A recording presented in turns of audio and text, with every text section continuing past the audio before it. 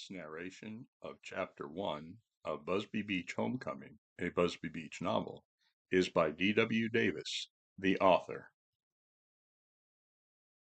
Buzby Beach Homecoming, a Buzby Beach novel by D.W. Davis. Published by River Sailor Literary. Copyright 2020, Douglas W. Davis. All rights reserved. This is a work of fiction. All names, characters, and incidents are the product of the author's imagination. Any resemblance to real persons, living or dead, is entirely coincidental. Part 1. Chapter 1. Best Friends Fishing Together. Bryce Williams stood up to his knees in the surf and reveled in the feel of the warm ocean water of the late North Carolina summer. The first rays of light played over his deeply tanned skin and glanced off the sun-bleached strands in his short toffee-brown hair. He squinted into the rising sun, and his steely blue eyes watered at the combined glare from the sky and the sea as he judged the swells of the waves. Bryce flipped the bail on his spinning reel and caught the line with his right index finger. He swung his 7-foot surf fishing rod over his shoulder and cast his fishing line out over the waves as far as he could. With arms strong from 7 years as a competitive swimmer and tall for his age, Bryce could cast pretty far. The 13-year-old had lots of experience surf fishing. It was one of the benefits of growing up on a coastal barrier island. Being allowed to fish on the beach of the exclusive Coastal Towers Resort, located at the south end of the small North Carolina island town of Buzby Beach, was one of the advantages of being the son of the resort manager. "Nice one, Bryce," said the dark-haired girl who stood just out of the surf to the boy's right. "Thanks, Beverly," Bryce called back. He cranked his reel to tighten his line while he backed out of the surf.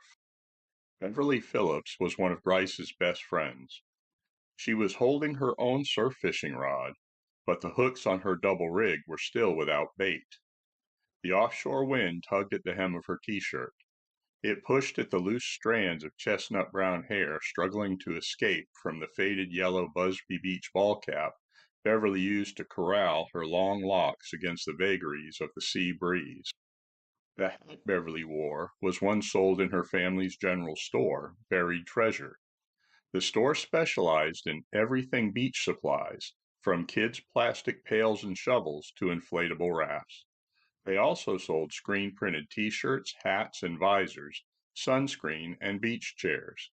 Basically, if a beachgoer forgot something they needed for a day of fun in the sun, it could be found at Buried Treasure.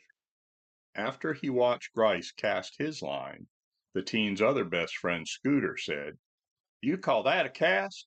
Watch this."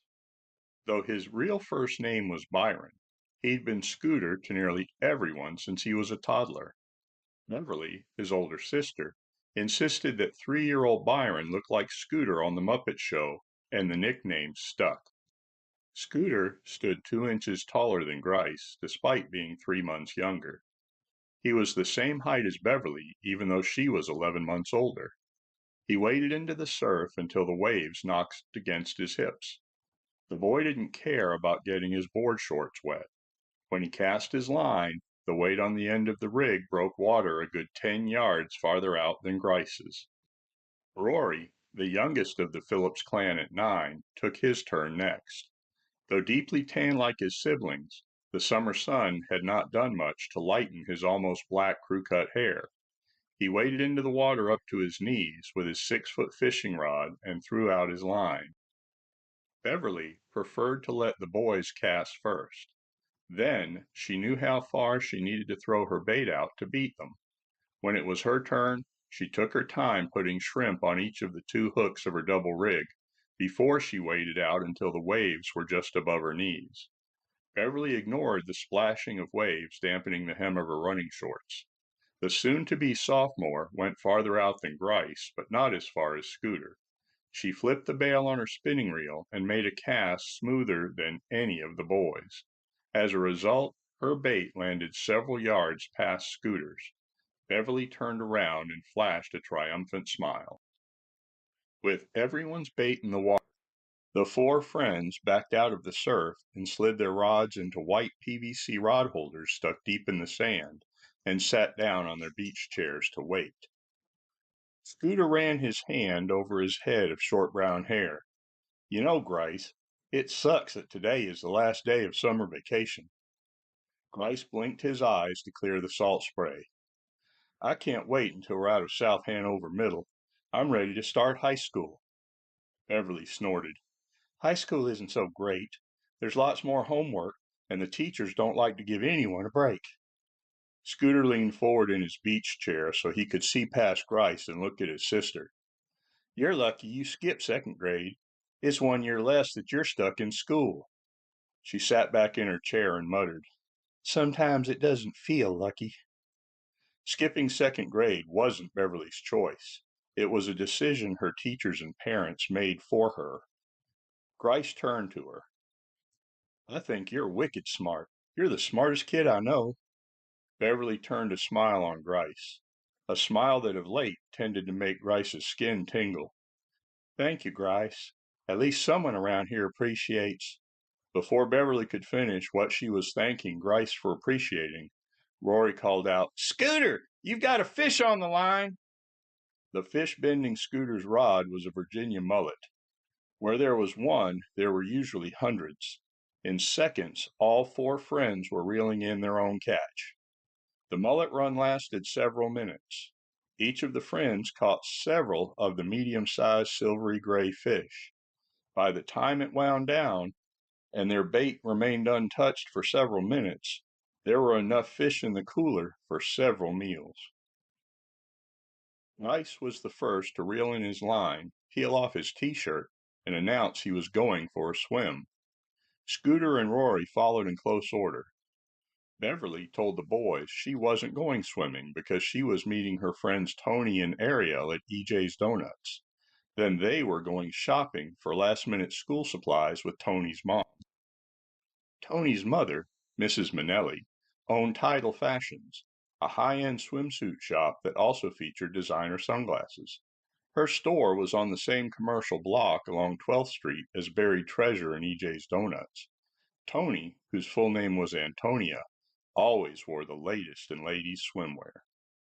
Though Tony was only a year older than Beverly, she looked older than that, and, Grice thought, behaved as if she already were. Because Beverly had skipped a grade, she and Tony wound up in the same freshman homeroom at South Hanover High and became friends.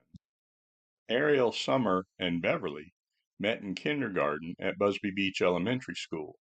They remained friends after Beverly skipped a grade. Ariel's single father was the facilities manager at Coastal Towers Resort. The resort, which Grice's father managed, was an exclusive complex of hotel suites, condominiums, restaurants, and bungalows that took up most of the south end of Busby Island. You're always going off with the girls these days, Grice complained after hearing Beverly's plan. You used to like hanging around with us. Yeah, Rory said. You used to like hanging around with us. Beverly rubbed Rory's bristly crew cut and gave Grace a weak smile. I do like hanging around with you guys. I got up early and came fishing with you, didn't I? But in case you haven't noticed, I'm a girl. Sometimes I like to hang out with my friends who are girls. Besides, I'll see y'all later for the summer cookout in the park. With that said, Beverly made her way past Lifeguard Tower number 1 and towards her meeting with Tony and Ariel. Bryce watched her go, feeling as if he was losing one of his best friends. You have been listening to Buzby Beach Homecoming, a Buzby Beach novel by D.W. Davis. Thank you for listening.